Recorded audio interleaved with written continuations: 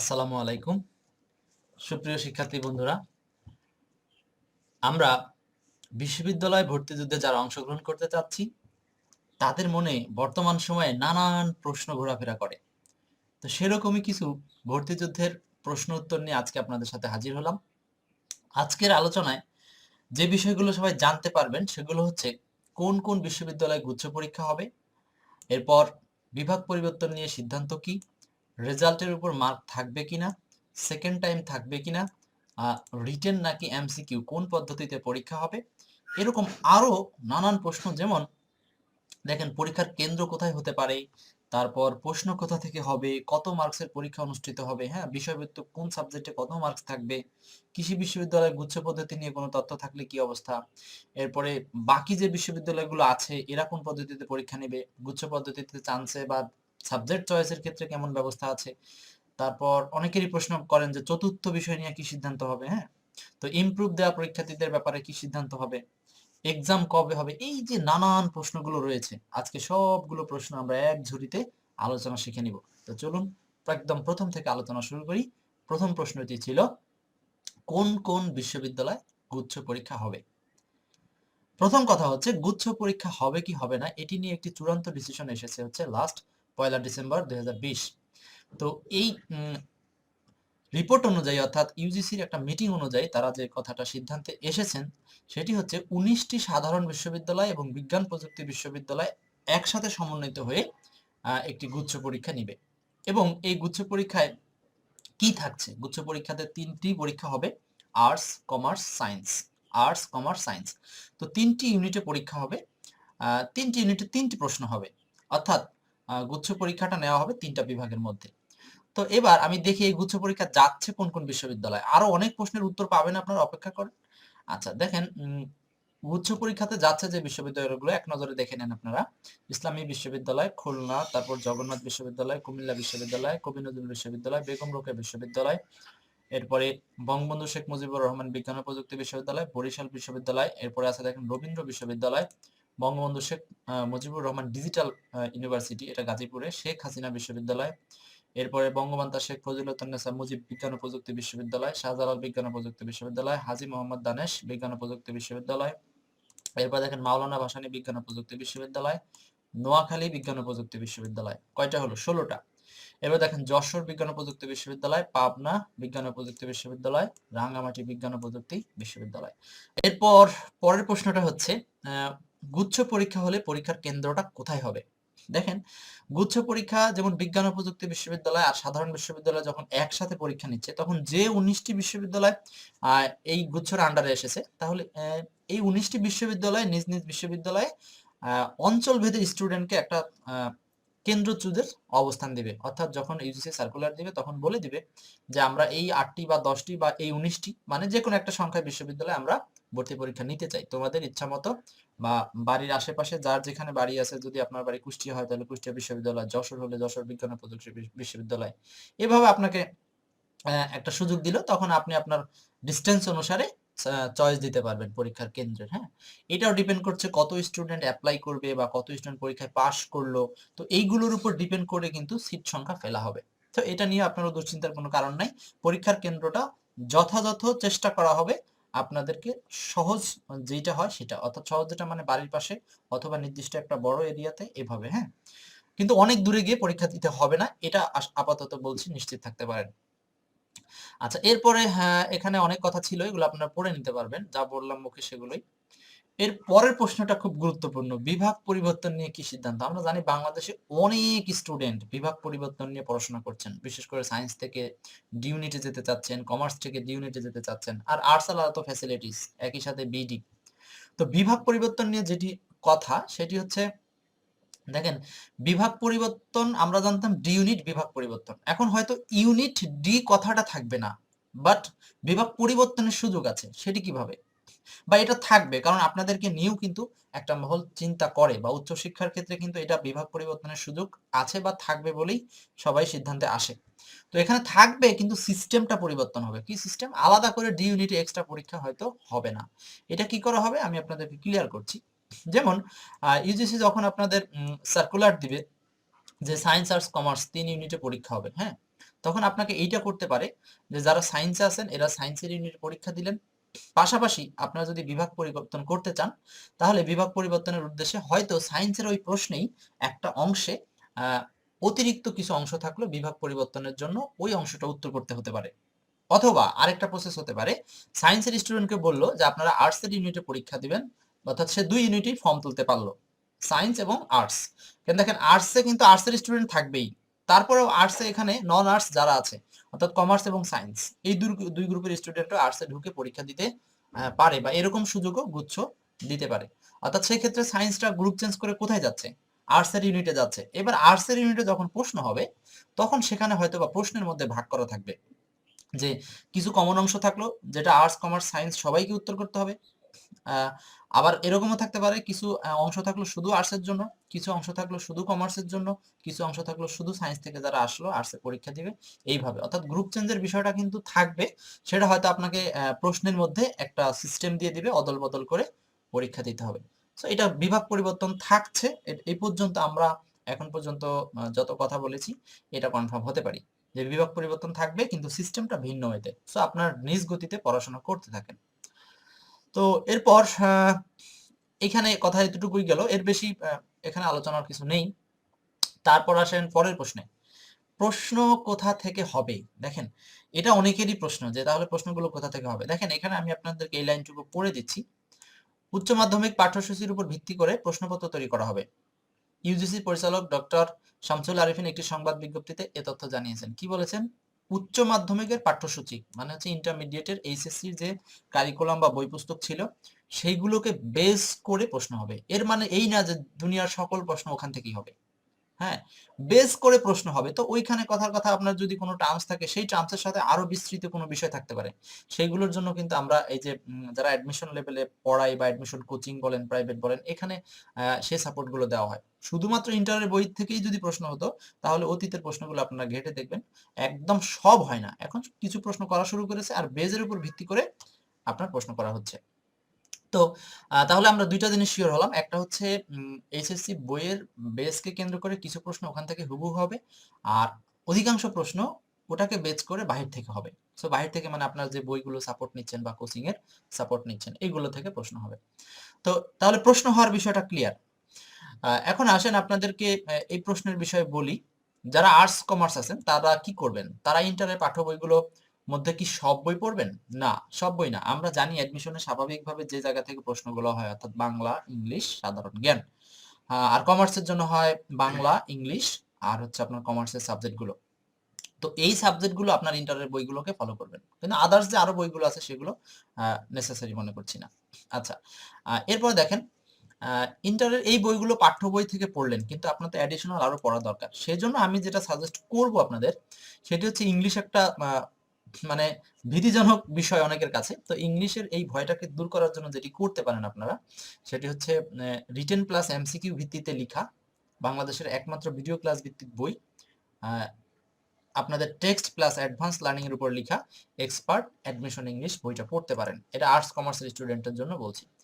আর অন্যান্য সাবজেক্টের জন্য আপনারা বাজারে যে প্রচলিত বইগুলো আছে বা নিজ নিজ শিক্ষক যা বলে সেভাবে পড়বেন। এরপর আসেন সায়েন্সের জন্য ইন্টারের পাঠ্য বই। সায়েন্সের জন্য ইন্টারের পাঠ্য বই, কিন্তু সায়েন্সের যে বিষয়গুলো থেকে প্রশ্ন হয়ে থাকে আপনারা বিগত সালের প্রশ্ন রিসার্চ হয়তো করেছেন সেভাবেই পড়বেন। আর সায়েন্সের স্টুডেন্ট যেহেতু ইংলিশটা একটু কম পড়ার সময় পাই এই জন্য আপনাদেরকে সায়েন্সে কিন্তু এখন ইংরেজি থেকে প্রচুর প্রশ্ন হচ্ছে। সো এই প্রশ্নগুলোকে সলভ করার জন্য একমাত্র উপায় হচ্ছে বাংলাদেশের একমাত্র সায়েন্স স্টুডেন্টকে কেন্দ্র করে বই বানানো হয়েছে, সেটি হচ্ছে এক্সপার্ট সায়েন্স ইংলিশ। ঠিক আছে, আপনারা চাইলে এই বইগুলো দেখতে পারেন। যাচ্ছি পরের প্রশ্ন উত্তর পর্বে। আচ্ছা, আপনাদেরকে অ্যাডমিশন ইংলিশ যে বইটির কথা বলেছিলাম সেটি আমি আপনাদেরকে একটু দেখিয়ে দেওয়ার চেষ্টা করছি। দেখেন এই বইটির কথা বলছিলাম, দেখেন এই বইটি হচ্ছে আপনারা অ্যাডমিশনের জন্য পড়তে পারেন, কারণ অ্যাডমিশনের জন্য এটি বাংলাদেশের শ্রেষ্ঠ বই। আচ্ছা, এরপরে আমি আবার যাচ্ছি আলোচনায়, কত মার্কসে পরীক্ষা অনুষ্ঠিত হবে এবং বিষয়ভিত্তিক কত মার্কে পরীক্ষা হবে। এই প্রশ্নটা অনেকেই করেছেন, তবে এইটা স্বাভাবিকভাবে আপনি ধরে নিতেন যে কোনো একটা রেঞ্জে পরীক্ষা হবে, সেটা কত 100 মার্কের বা 200 মার্কের পরীক্ষা হবে। ওভারঅলই বলছি, একটা প্রশ্ন করবে 3টা গ্রুপে 3টা প্রশ্ন করলো, সেটা 100 মার্কের প্রশ্ন হতে পারে। তো 100 মার্কের পরীক্ষা এটা তো ওভারঅল। এখন বিষয়ভিত্তিক কোন সাবজেক্টে কত মার্ক থাকবে সেটা নিয়ে কিন্তু স্পষ্ট কোনো মন্তব্য আসেনি। সো এটা স্বাভাবিকভাবে যে ডিস্ট্রিবিউশন হয়, হ্যাঁ? ধরেন বাংলা ইংলিশ মিলে 50 হতে পারে বা আদার্স সাবজেক্ট মিলে 50 হতে পারে।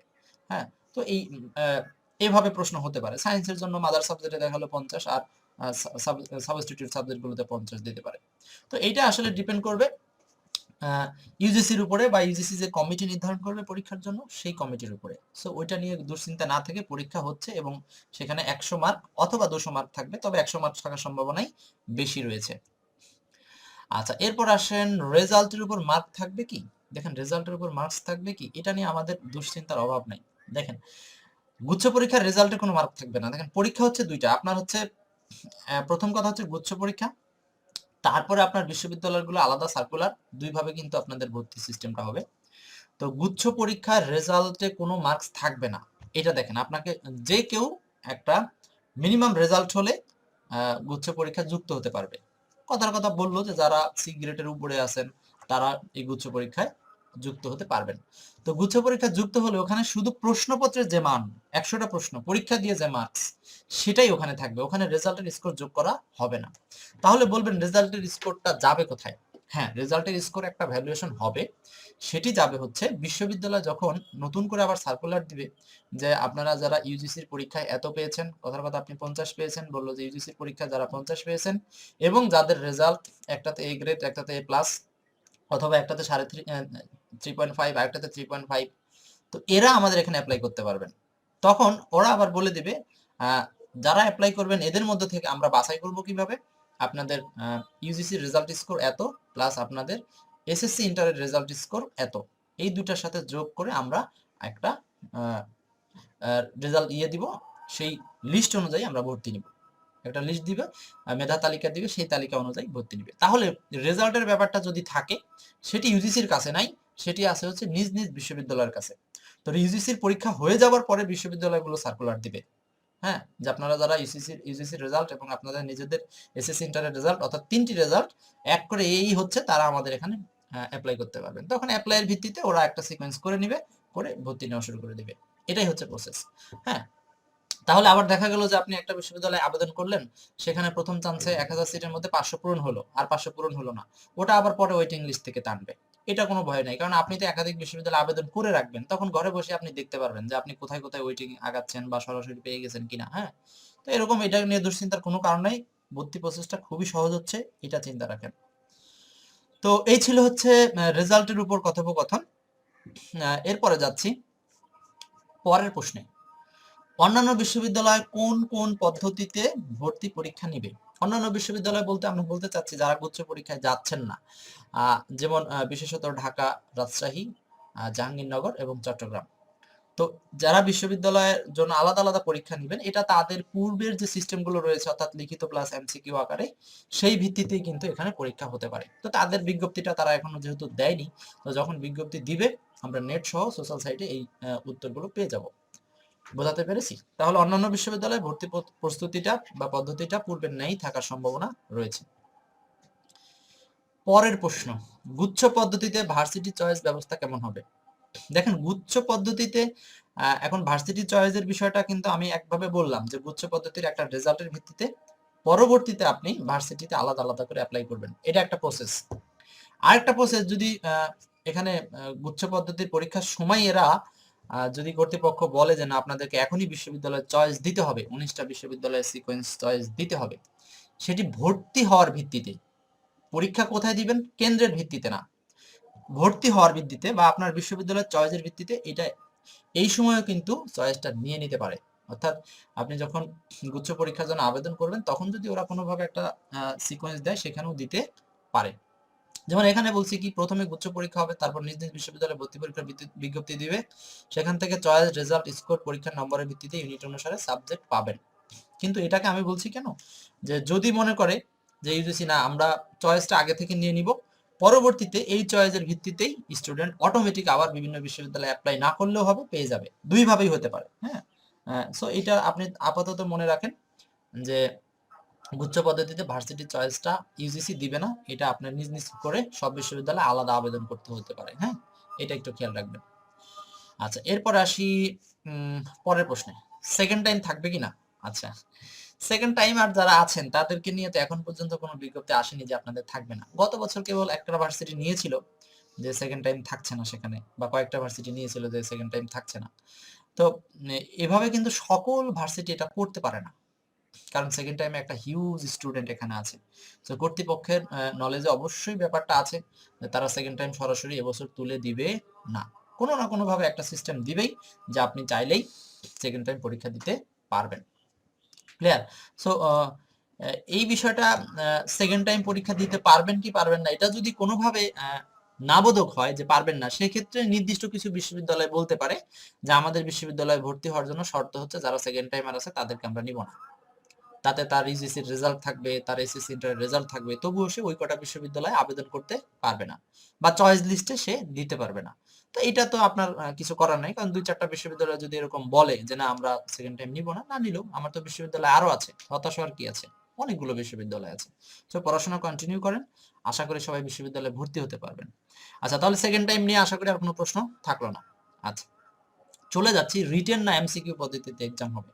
এক্সামের পদ্ধতিতে রিটেন না এমসিকিউ, এটা আসলে বোধ পদ্ধতি হবে। আমার যতটুকু নলেজে বলে যে দুইটা পদ্ধতিতেই পরীক্ষা হওয়ার সম্ভাবনা বেশি, কারণ যেহেতু এতদিন রিটেন রিটেন নিয়ে অনেক একটা গুঞ্জন ছড়ছে, তো রিটেন এমসিকিউ যদি দুইটা একসাথে নেয় খাতাটা দেখতে একটু সময় লাগবে, আপনারা হয়তো বা ইউজিসির রেজাল্ট পেতে সময় লাগবে আপনাদের। আর যদি কোনোভাবে মনে করে যে না আমরা এই করোনাকালীন অবস্থাতে আমরা রিটেনে যাব না, কারণ রিটেনের খাতা দেখা ঝামেলা, একটু সময়ের বিষয়, আমরা সরাসরি এমসিকিউতে যাব, তখন এমসিকিউতে গেলে সুবিধা হবে যে খাতাটা তারা দ্রুত দেখে আপনাকে রেজাল্ট দিতে পারবে। হ্যাঁ, কারণ এমসিকিউ খাতা কিন্তু একদিনে অনেক দেখা যায়, বাট রিটেন খাতা দেখা একটু টাফ। তো সেই হিসাব করলে পরিস্থিতির উপর ভিত্তি করে আমার মনে হচ্ছে যে ইউজিসি যে পরীক্ষাটা হতে যাচ্ছে সেটি এমসিকিউতেই হবে, তবে রিটেন হলেও সেটি খুব শর্ট রিটেন থাকবে, এটা আমার ধারণা। তারপরেও এখন চূড়ান্ত সিদ্ধান্ত আপনারা যখন বিজ্ঞপ্তি পাবেন তখন পেয়ে যাবেন, মানে ইউজিসি আপনাকে যখন একটা বিজ্ঞপ্তি দিবে যে আমাদের ভর্তি প্রসেস এই, তখন পেয়ে যাবেন। ঠিক আছে, এইটা হচ্ছে রিটেন এমসিকিউ সম্পর্কে কথা। এরপর চতুর্থ বিষয় নিয়ে কি সিদ্ধান্ত হলো? চতুর্থ বিষয় এই ব্যাপারে বলবো যে আগে যেভাবে ইচ্ছা অনুযায়ী উত্তর করা যেত চতুর্থ বিষয়, অর্থাৎ আপনার হচ্ছে এখানে বায়োলজির ব্যাপারটা ছিল, সায়েন্সের ক্ষেত্রে, হ্যাঁ, ম্যাথ বায়োলজি বা ইংলিশ, বায়োলজি এবং ইংলিশের মধ্যে যে একটা কম্পেয়ার থাকতো, যে যে কেউ চাইলে যে কোনো একটা উত্তর করতে পারে, তো সেইটা হয়তো অপশন দেওয়া থাকবে পরীক্ষায়। তো এইটা আপনার যখন সায়েন্সের ইউনিটে পরীক্ষাটা হবে তখন সায়েন্সের ইউনিটের প্রশ্নপত্রের শেষে লম্বা প্রশ্ন যোগ করে দিল যে বায়োলজিও আছে ইংলিশও আছে, সো আপনি যেটা উত্তর করবেন আগের মতোই আপনি পড়ে যাবেন, কিন্তু আপনাকে সুযোগ দেওয়া থাকবে। তো চতুর্থ বিষয় নিয়ে চিন্তার কোনো কারণ নেই, এটা আপনি যার যে ইউনিটে চতুর্থ বিষয়গুলো পড়ার বিষয় সেগুলো আপনারা অবশ্যই নিজের মতো করে আগে যেভাবে পড়েছেন বা এতদিন যেভাবে পড়েছেন সেভাবেই পড়বেন, কারণ এই সকল বিষয় কিন্তু ইউজিসির নখদর্পণে আছে এবং তারা এগুলো সম্পর্কে জানে। সো এখানে ব্যতিক্রম কোনো কিছু হঠাৎ করেই করবে না। পরের প্রশ্নটি হচ্ছে কৃষি বিশ্ববিদ্যালয় গুচ্ছ পদ্ধতি নিয়ে। আমি এটা একটা অতিরিক্ত প্রশ্ন ছিল, যারা কৃষি বিশ্ববিদ্যালয়ে পরীক্ষা দিবেন তাদের জন্য এটা অনেকেই জানেন, গত বছর এখানে যেমন 7টা বিশ্ববিদ্যালয়ে একসাথে পরীক্ষা হয়েছিল, এই বছরও সেভাবে গুচ্ছ পরীক্ষা হবে। তো এটার প্রসঙ্গে আমি অন্যদিকে গেলাম। এরপরে আরেকটা প্রশ্ন এখানে এনেছি, ইমপ্রুভ দেওয়া পরীক্ষার্থীদের ব্যাপারে কি সিদ্ধান্ত? হ্যাঁ, ইমপ্রুভ দেওয়া পরীক্ষার্থী যারা রয়েছেন, অর্থাৎ আপনার ইন্টারমিডিয়েট থেকে আবার পরীক্ষা দিতে চাচ্ছেন, তাদের বিষয়টা মূলত রেজাল্ট না হওয়ার আগ পর্যন্ত কিছু বোঝা যাবে না। তো আপনারা এটা নিয়ে দুশ্চিন্তা না করে অবশ্যই আপনাদেরকে নিয়ে কর্তৃপক্ষের একটা সিদ্ধান্ত থাকবে, তারা আপনাদেরকে কোনোভাবেই অবহেলা করবে না, কোনো একটা সুযোগ আপনি যে কোনোভাবে পাবেন। সো পড়াশোনা করতে থাকেন, এটা নিয়ে দুশ্চিন্তার কোনো কারণ নেই। যেহেতু এখনো রেজাল্ট আসেনি এই কারণে এই সিদ্ধান্তটা এখনো আসেনি। হ্যাঁ, রেজাল্ট আসবে, সার্কুলার আসবে, দেন আপনারা সিদ্ধান্তটা পাবেন। তবে আশার বাণী হচ্ছে এইটুকু যে আপনাদের হতাশ হওয়ার কোনো কারণে পরীক্ষা আপনারা দিতে পারবেন। লাস্ট প্রশ্নে সেটি হচ্ছে এক্সাম কবে হচ্ছে ভাই? আচ্ছা, এক্সাম কবে হচ্ছে এটা তো প্রকৃতপক্ষে ডেট বলা খুবই কঠিন, তবে আনুমানিক যেটি ধারণা করা হচ্ছে যে যেহেতু বিশ্ববিদ্যালয়গুলোতে সেশন আটকে গিয়েছে আগের বছরের ছাত্রছাত্রীরা, আবার এদিকে আপনাদেরকে ভর্তিও নিতে হবে, তো সব মিলিয়ে যেটি হতে পারে যে আপনার মার্চের প্রথম সপ্তাহ অর্থাৎ ফেব্রুয়ারির শেষ থেকে বা ফেব্রুয়ারির মাঝামাঝি থেকে পরীক্ষা শুরু হবে, অর্থাৎ রেজাল্ট যদি আমরা ডিসেম্বরের লাস্টের দিকে পেয়ে যাই তাহলে জানুয়ারি ফেব্রুয়ারির দিকে হয়তো বা জানুয়ারির শেষের দিকে সার্কুলার দিল ইউজিসি, তারপরে ফেব্রুয়ারির ফার্স্ট উইক বা সেকেন্ড উইকে ইউজিসি পরীক্ষা নিল।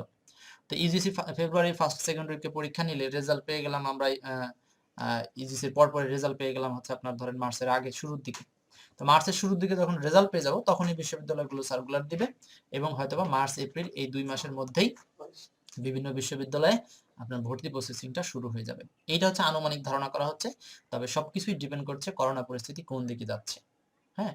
তবে যেটি ধারণা করা হচ্ছে করোনা পরিস্থিতি যেভাবে যেদিকে যেতে থাকুক, সকল হামলা তো শিক্ষাক্ষেত্রের উপরেই। তো সেই হিসাবে এটি কি করবে এখনো পর্যন্ত বোঝা যাচ্ছে না। তবে এরকম একটা ধারণা রাখেন পরীক্ষাটা আপনাদের দিতে হবে হচ্ছে জানুয়ারি, ফেব্রুয়ারির অর্থাৎ জানুয়ারির শেষ দিকে, ফেব্রুয়ারির শুরুর দিকে আপনাকে পরীক্ষা দিতে হবে। সো সেইভাবেই ভর্তি পরীক্ষার প্রস্তুতি নিবেন। এই প্রস্তুতি নেওয়ার সময় আপনাদের সাথে যদি কোনো বিষয়ে সহযোগিতা করতে পারি আমি নিজেকে ধন্য মনে করব। তো এতক্ষণ যারা খুব ধৈর্য ধরে ভিডিও ক্লাসটি করলেন বা ক্লাসটি দেখলেন, যা কিছু শিখলেন, এই বিষয়গুলো সকলের মধ্যে একটু ছড়িয়ে দেওয়ার চেষ্টা করেন, যাতে সবাই একটু জিনিসগুলো শিখতে পারে বা জানতে পারে যা এই প্রশ্নগুলো কি, কি। আর এই প্রশ্ন নিয়ে কোনো জায়গাতে খুব বেশি ঘোরাঘুরির দরকার নাই। বাসায় বসে পড়াশোনাটা বেশি করেন। কারণ আল্টিমেটলি ওটাই প্রয়োজন। ঠিক আছে? তো প্রিয় শিক্ষার্থী বন্ধু, এখন অ্যাডমিশন মানে শুধু পড়া, পড়া, পড়া। চোখ কান খুলে রেখে শুধু পড়তে হবে। ঠিক আছে? তো ভালো থাকেন সবাই। অনেক ধন্যবাদ। আসসালামু আলাইকুম।